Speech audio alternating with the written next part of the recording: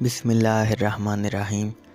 السلام علیکم ورحمۃ اللہ وبرکاتہ۔ موجودہ مادیت پرستی کے دور میں یہ ایک عام غلط فہمی ہے کہ مذہب کے پاس ہماری تیز رفتاری زندگی، اس کے مطالبات اور اس کے نتیجے میں پیدا ہونے والے دباؤ اور پریشانی کا کوئی حل نہیں ہے۔ ایک اور غلط فہمی یہ ہے کہ دوسرے مذاہب کی طرح اسلام بھی ڈپریشن اور اداسی اور ان کے نتیجے میں پیدا ہونے والے رویوں، جذبات اور جسمانی اور روحانی پیچیدگیوں کا کوئی حل پیش نہیں کر سکتا۔ حقیقت یہ ہے کہ اسلام مکمل ضابطہ حیات ہے، نہ کہ مختصر وقت کی عبادت۔ یہ ایک ہمہ گیر مذہب ہے جو کہ آج بھی ہماری روزمرہ کی زندگی کے ہر عمل کا ویسے ہی احاطہ کرتا ہے جیسے کہ اپنے آغاز میں کرتا تھا۔ اس مضمون میں اس بات کا بغور اور جامع مطالعہ کیا گیا ہے کہ ڈپریشن جیسے پیچیدہ مسئلے کا اس کے آغاز ہی میں تمام وجوہات سمیت مکمل خاتمہ اور دنیا کی اس عام ترین بیماری کے ساتھ ایک بڑا مسئلہ بننے سے پہلے اور بعد میں کیسے نپٹا جا سکتا ہے۔ اگرچہ اس مضمون کو اسلامی نقطہ نظر سے بیان کیا گیا ہے، لیکن اس میں کچھ جدید تحقیقات کو بھی شامل کیا گیا ہے اور قرآن اور حدیث سے حوالے بھی شامل کیے گئے ہیں۔ اللہ پاک کے نام سے ابتدا ہے جو رحمان بھی ہے اور رحیم بھی۔ لاکھوں کروڑوں درود ہو نبی رحمت صلی اللہ علیہ وآلہ وسلم پر۔ انسان کے دو جسم ہیں، ایک تو مٹی کا جسم ہے جس کی 5 حصے ہیں، جبکہ دوسرا اس کا روحانی جسم ہے۔ ہر جسم کے لیے مخصوص خوراک اور طریقہ کار ہیں۔ مٹی کے جسم کو ہاتھ سے چھوا جا سکتا ہے یا پھر اسے ظاہری آنکھوں سے دیکھا جا سکتا ہے، جبکہ روحانی جسم جسے ضمیر یا قلب کہا جاتا ہے کو نہ تو ظاہری آنکھ سے دیکھا جا سکتا ہے اور نہ ہی اسے ہاتھ سے چھوا جا سکتا ہے۔ صرف اندر کی آنکھ اسے دیکھ سکتی ہے، یعنی دل کی یا روح کی آنکھ اسے دیکھ سکتی ہے۔ عارفوں کے نزدیک، اولیاء اللہ کے نزدیک، اللہ کے دوستوں کے نزدیک روحانی جسم ہی اصل جسم ہے۔ ان کے مطابق قلب سے مراد وہ دل نہیں ہے جو کہ انسان کے سینے میں بائیں جانب موجود ایک گوشت کا لوتھڑا ہے، کیونکہ ایسا دل تو جانور بھی رکھتے ہیں اور پھر اسے ظاہری آنکھ سے دیکھا جا سکتا ہے۔ جو چیز ظاہری آنکھ سے دیکھی جا سکتی ہیں وہ اس فانی دنیا سے تعلق رکھتی ہیں اور ایک نہ ایک دن ختم ہو جائیں گی۔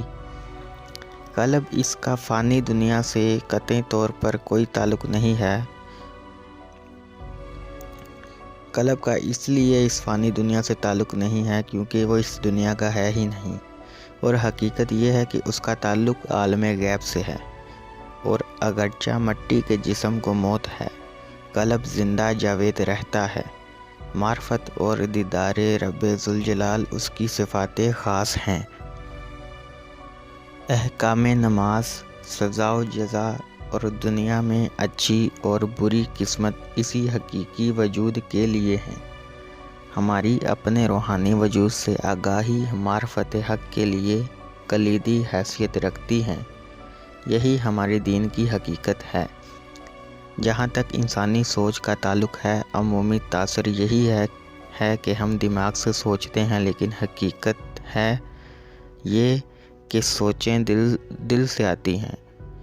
اس بارے میں اللہ رب العزت نے قرآن حکیم میں ارشاد فرمایا کہ بے شک اللہ دلوں کی پوشیدہ باتوں کو خوب جاننے والا ہے۔ اب سوال یہ پیدا ہوتا ہے کہ ہمارے اندر 2 خیالات بیک وقت کیوں پیدا ہوتے ہیں، ایک شیطانی اور دوسرا رحمانی؟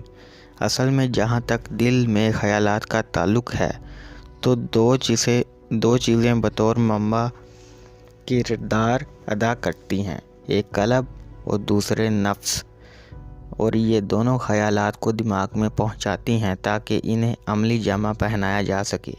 اب دو طرح کی صورتحال پیدا ہوتی ہیں۔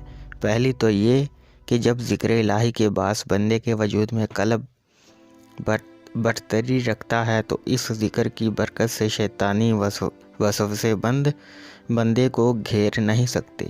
ذکر الہی اس ذکر کو کہتے ہیں جو دل کی دھڑکن کے ساتھ بغیر آواز کے کیا جائے۔ ایسے بابرکت بندے کے خیالات بڑے واضح اور مرتب ہوتے ہیں۔ دوسری صورتحال یہ ہے کہ جب نفس اور شیطان بندے کے قلب کو گھیر لیتا ہے، ایسے قلب میں سیاہی پھیل جاتی ہے، یعنی وہ کالا ہو جاتا ہے، اس پر پردہ پڑ جاتا ہے اور اس سے آنے والی آواز دب جاتی ہے، اور طاقت کا توازن نفس کے ہاتھ میں چلا جاتا ہے۔ چونکہ ایسے بندے کے دماغ میں نفس اور قلب دونوں سے خیالات آتے ہیں، اس لیے وہ کوئی صاف فیصلہ نہیں کر پاتا اور شش و پنج کی صورتحال کا شکار رہتا ہے۔ جب رنگارنگ اقسام کے خیالات دماغ میں پہنچتے ہیں تو کشمکش اور بے یقینی کی حالت میں دماغ سے انٹینے نکل آتے ہیں جو بے یقینی، اضطراب، اعتراض، شکوک و شبہات، خوف، بہکاوے، غیر ضروری خواہشات اور رنگارنگ منفی خیالات کی شکل میں کئی طرح کی رکاوٹیں پیدا کرتے ہیں۔ یہ تمام منفی خیالات انٹینوں کی شکل میں تصویر میں دکھائے گئے ہیں، یعنی جو تصور آپ کے دماغ میں بنتے ہیں تصویر کی صورت میں آپ کے سامنے آ جاتے ہیں۔ اس صورتحال میں نفس کی آواز کہیں زیادہ طاقتور ہوتی ہے اور بندے کو کوئی تعمیری کام نہیں کرنے دیتی، اور اوپر دی گئی نفس کی طاقت سے پیدا ہونے والے شیطانی خیالات کو انفیکشن، قلب کو نظام مدافعات، جبکہ ذکر الہی کو خون کے سفید خلیوں کی مثال سے سمجھا جا سکتا ہے۔ جب تک جسم صحت مند ہوتا ہے، یعنی بندہ ذکر الہی کرتا رہتا ہے، اس کا نظام مدافعات یعنی قلب، اس کا روحانی وجود، خون کے سفید خلیوں ذکر الہی کی مدد سے انفیکشن یعنی نفسانی اور شیطانی خیالات کے خلاف لڑتا رہتا ہے، اور بندہ بیماریوں سے پاک رہتا ہے۔ جو ہی خون میں سفید خلیے کم ہوتے ہیں، ذکر الہی رک جاتا ہے، یعنی وہ ذکر الہی کرنا بند کر دیتا ہے، تو قوت مدافعات قلب کام نہیں کرتی اور انفیکشن یعنی نفسانی اور شیطانی خیالات کے خلاف نہیں لڑ سکتی۔ اس حالت میں بندہ بیمار ہو جاتا ہے، یعنی نفسانی خیالات کا شکار ہو کر کشمکش اور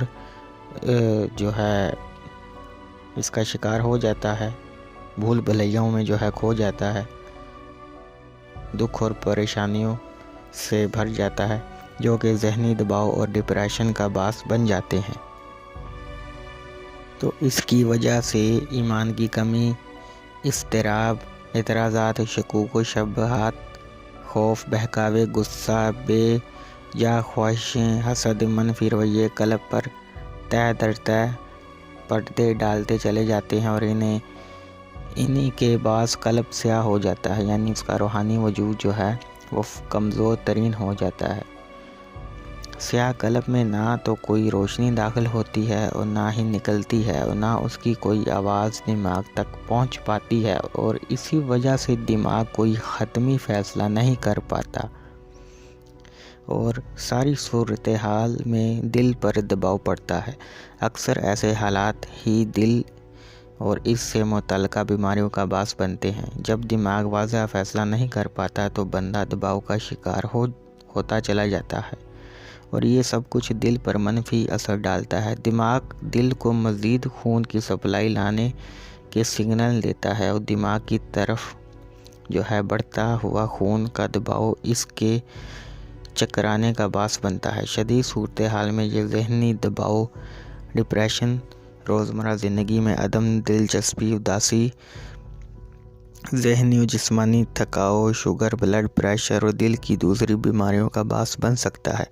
ذہنی دباؤ سارے انسانی وجود کے لیے نقصان دہ ہے، چاہے جسمانی طور پر ہو یا نفسانی طور پر۔ جب بندہ ذہنی دباؤ کا شکار ہوتا ہے تو معدے میں گیسیں پیدا ہوتی ہیں۔ ذہنی دباؤ اور ڈپریشن معدے کی کئی طرح کی بیماریوں کا باعث بنتے ہیں، مثلاً فنکشنل باؤل ڈس آرڈر، انفلیمیٹری باؤل کی بیماری، اس جیسی جو ہے بیماریوں کا جو ہے باعث بنتا ہے۔ یہ ایک فطری بات ہے کہ جب نظام انہضام متاثر ہوتا ہے تو سارا جسم ہی متاثر ہو جاتا ہے، کیونکہ یا تو ٹھیک سے کھایا پیا نہیں جاتا یا پھر کھانا پینا بالکل ہی چھوٹ جاتا ہے۔ یہ صورتحال کمزوری اور لاغر پن کا باعث بنتی ہے، اور اگر یہ سلسلہ لمبے عرصے تک قائم رہے تو جسم کے دوسرے کئی حصے، کئی اعضاء کی خرابی کا باعث بن سکتی ہے۔ تو ان ساری باتوں پہ غور کرنے سے یہ محسوس ہوتا ہے کہ جیسے ہماری بات کا محور ذہنی دباؤ، ڈپریشن ہے، لیکن اگر ہم غور کریں تو اس نتیجے پر پہنچتے ہیں کہ ساری خرابی کی اصل جڑ نفس ہے، یعنی نفس امارہ ہے۔ کئی دوسرے مذاہب اپنے پیروکاروں کو رہنمائی مہیا کرتے ہیں کہ اپنے نفس اور انا کو کیسے قابو میں لایا جائے۔ جب لوگ نفس کو دبانے کے خاص طریقے اختیار کرتے ہیں تو نفس انہیں شعبدوں میں ڈال دیتا ہے۔ کئی شعبدہ باز ان کراتب کو کرامات قرار دے دیتے ہیں۔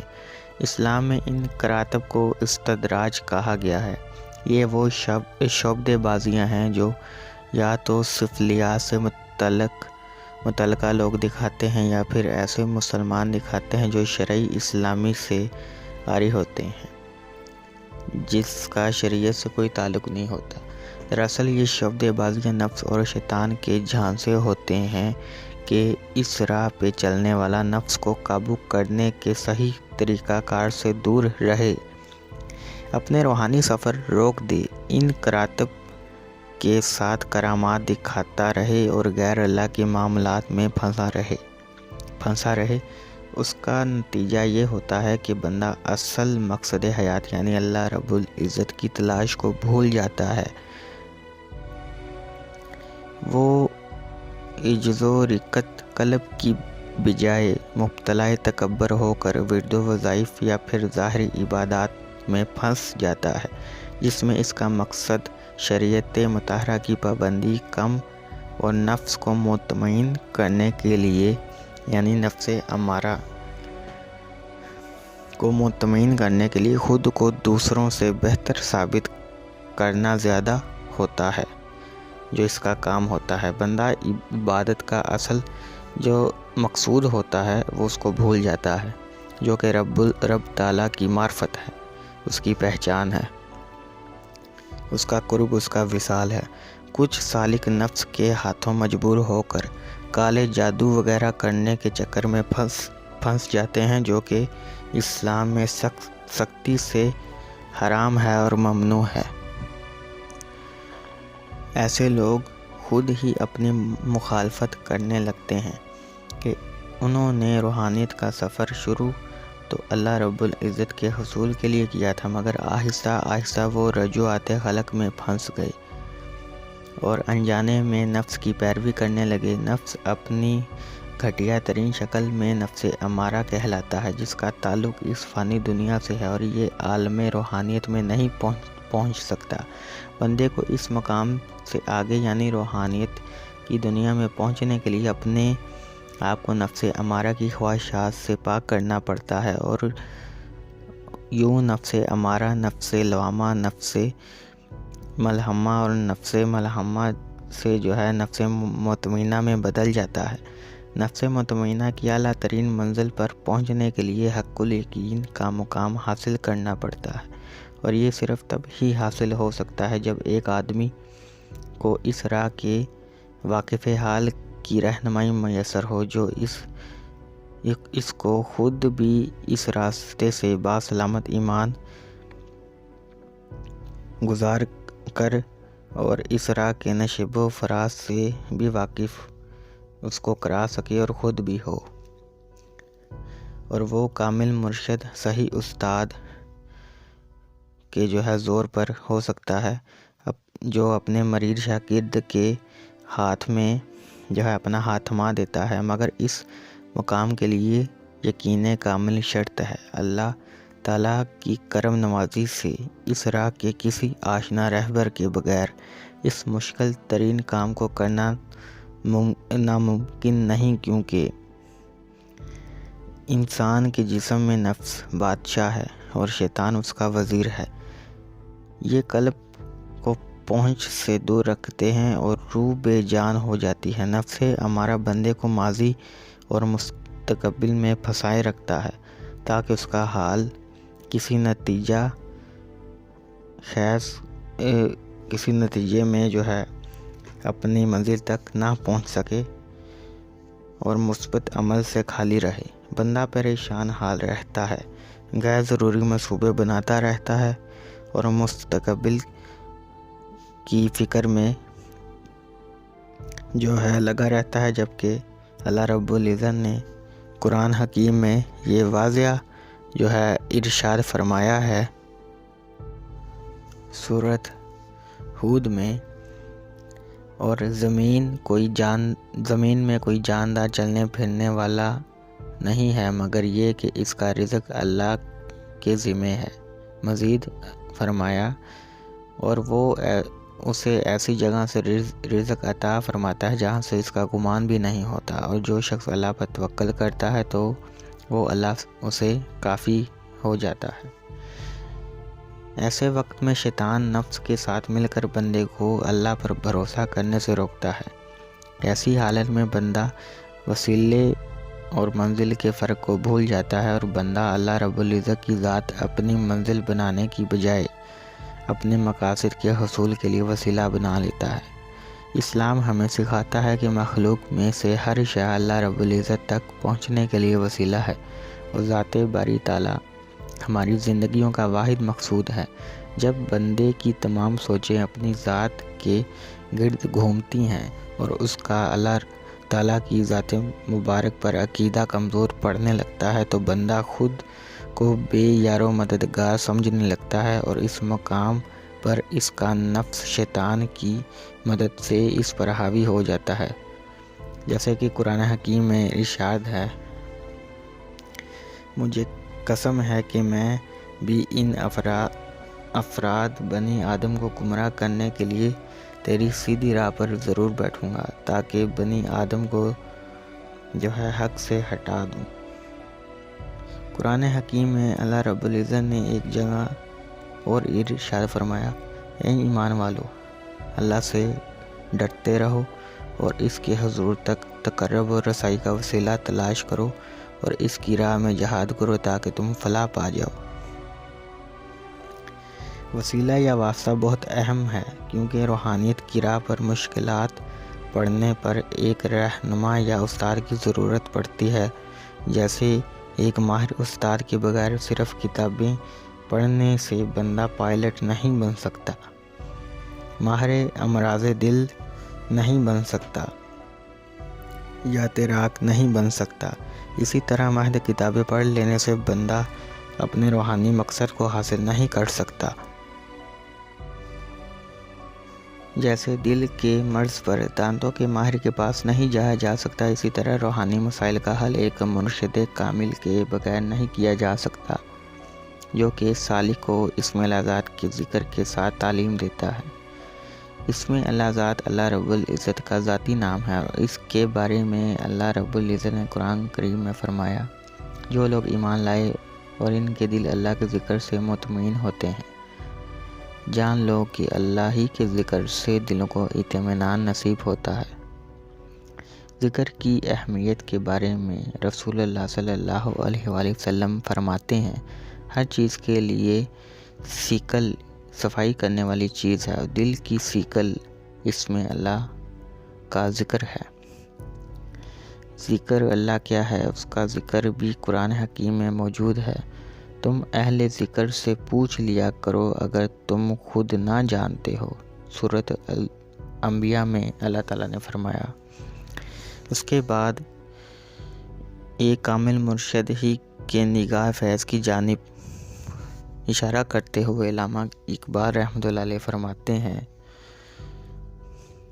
یہ فیضان نظر تھا یا کہ مکتب کی کرامت تھی، سکھائے کس نے اسماعیل کو آداب فرزندی۔ یہاں اقبال کا اشارہ اس حقیقت کی طرف ہے کہ جہاں تک روحانیت کا تعلق ہے، جو کچھ رہبر کامل کی نگاہ یا توجہ سکھا سکتی ہے، وہ کتابیں، ڈگریاں اور ادارے ساری عمر نہیں سکھا سکتے۔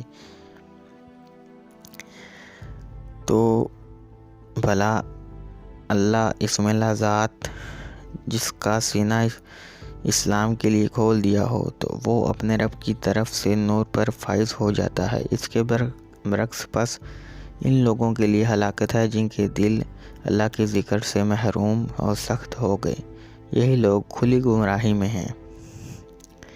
جب اس میں اللہ سانسوں کے ساتھ دوران خون میں داخل ہوتا ہے تو یہ خون کو پاک کر دیتا ہے، اور خون سارے جسم میں پہنچتا ہے اور جسم کے تمام اعضاء، عضلات اور خلیوں کو دھو دیتا ہے۔ اس میں اللہ ذات کی آگ جسم کے ہر حصے سے شیطانی رغبتوں کو جلا کر راکھ کر دیتی ہے، اور نفس بھاگ نکلتا ہے اور سانسوں کے ساتھ ہونے والے ذکر کے اثر کے باعث قابو میں رہتا ہے۔ ایک جاپانی سائنسدان ماسارو ایموٹو نے ثابت کیا ہے کہ اگر بسم اللہ کو عام پانی پر دم کیا جائے تو اس میں ایسی عجیب و غریب تبدیلیاں پیدا ہوتی ہیں کہ یہ اپنی بہترین مالیکیولر شکل میں آ جاتا ہے، اور اگر عام پانی پر قرآن حکیم کا دم کیا جائے تو اس میں کئی بیماریوں کی شفا کی اہلیت پیدا ہو جاتی ہے۔ اس سے پتہ چلتا ہے کہ اللہ کے مبارک ذکر سے بھرا ہوا خون ذاکر کے دل اور سوچ کو پاک کر کے بدل دیتا ہے۔ نبی و آخر زماں حضور صلی اللہ علیہ وآلہ وسلم کا فرمان ہے، ہر شے کو پاک کرنے کے لیے کچھ نہ کچھ ہوتا ہے، اور اللہ کی یاد تمہارے دل کو پاک کرتی ہے۔ اہل ذکر کے بارے میں قرآن حکیم میں اللہ تعالیٰ فرماتا ہے کہ جو اہل ذکر ہیں ان کے بارے میں فرمایا اللہ تعالیٰ نے، خبردار بے شک اولیاء اللہ پر نہ کوئی خوف ہے اور نہ ہی وہ غمگین ہوں گے۔ جو بھی اللہ کا ذکر چھوڑ دیتا ہے اپنے مقصد حیات یعنی اندر کی آنکھ کھولنے میں ناکام رہتا ہے۔ قرآن حکیم میں اللہ رب العزت نے فرمایا، اور جو شخص اس دنیا میں حق سے اندھا رہا سو وہ آخرت میں بھی اندھا رہے گا۔ اندر کی آنکھ خود کو پہچاننے کا نام ہے، کیونکہ اس میں اللہ کی مدد سے جب مرشد کامل کی نگاہ کی برکت ہوتی ہے اور نفس سے ہمارا قابو میں آ جاتا ہے تو روح پاک ہو جاتی ہے۔ جب روح کی پہچان ہوتی ہے تو انسان خود کو پہچان جاتا ہے، اس مقام پر اسے رب ذوالجلال کی پہچان نصیب ہوتی ہے۔ روح کی پاکیزگی، لاسانیت، بے نظیر اور اعلیٰ مقام کے بارے میں اللہ رب العزت قرآن حکیم میں ارشاد فرماتا ہے، میں اس کے ظاہر کو درست کر لوں اور اس کے باطن میں اپنی نورانی روح پھونک دوں۔ روح ایک منفرد مقام رکھتی ہے، اور اس کے بارے میں ایک جگہ اور اللہ تعالیٰ فرماتا ہے، اور یہ کفار آپ سے روح کے متعلق سوال کرتے ہیں، فرما دیجئے روح میرے رب کے امر سے ہے، اور تمہیں بہت ہی تھوڑا سا علم دیا گیا ہے۔ عالم امر لافانی اور غیر مرئی ہے۔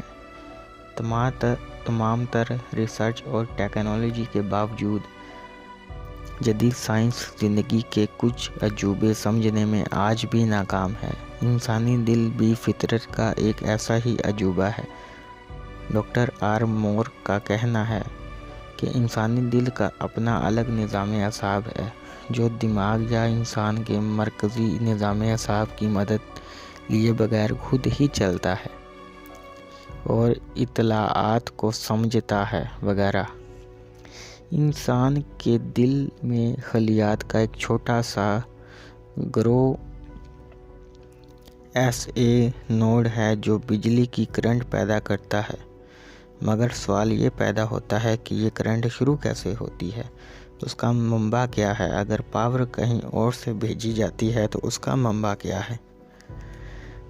جیسا کہ پہلے بیان کیا گیا ہے کہ انسان میں دل دو شکلوں میں موجود ہے، ایک تو گوشت پوش کا لوتھڑا ہے جو خون پمپ کرتا ہے، اور دوسرا قلب ہے۔ قلب عربی کا لفظ ہے اور عربی زبان میں یہ گوشت پوش کے دل کے لیے بھی استعمال ہوتا ہے اور روحانی دل کے لیے بھی۔ وجود انسانی میں یہ روحانی دل سوچ پر حاوی ہوتا ہے اور اپنی طاقت روح سے حاصل کرتا ہے۔ اگر قلب ہی پردوں میں ہو تو اس کی طاقت کا اطلاق ممکن نہیں رہتا، کیونکہ اس کی آواز دبی ہوئی ہوتی ہے۔ قلب جب اللہ تعالیٰ کی رحمت اور مرشد کامل کی رہنمائی کے باعث طاقتور ہوتا ہے تو نفس پر غلبہ پا جاتا ہے اور روح اس کی مشیر بن جاتی ہے۔ اللہ تعالیٰ نے قرآن مجید میں ارشاد فرمایا، اس کے نور کی مثال اس تاک جیسی ہے جس میں چراغ ہے اور وہ چراغ فانوس میں رکھا ہے۔ فانوس گویا ایک درخشندہ ستارہ ہے جو زیتون کے مبارک درخت سے روشن ہوا ہے۔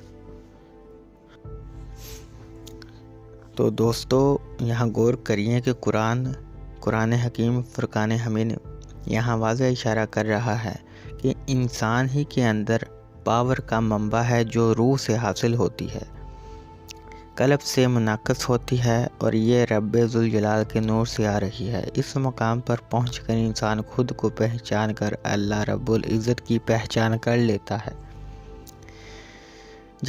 نتیجہ اس کا یہ نکلتا ہے، جذباتی صحت کا انسان کی جسمانی صحت پر بہت اثر ہوتا ہے، یا روحانی صحت کا انسان کی جسمانی صحت پر جو اثر بہت زیادہ ہوتا ہے، اور انسان ان دونوں کے مجموعے کا نام ہے، اس لیے کسی ایک کی اہمیت سے انکار نہیں کیا جا سکتا۔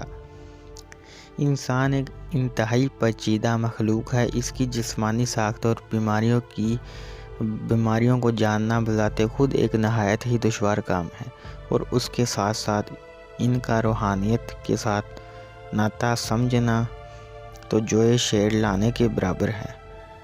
جدید انسان کو ذہنی دباؤ اور ہیجان کے بعد پیدا شدہ مسائل کے ساتھ ساتھ ان بیماریوں کو ابتدا ہی سے ختم کرنے کے لیے روحانیت کو سمجھنا ہوگا۔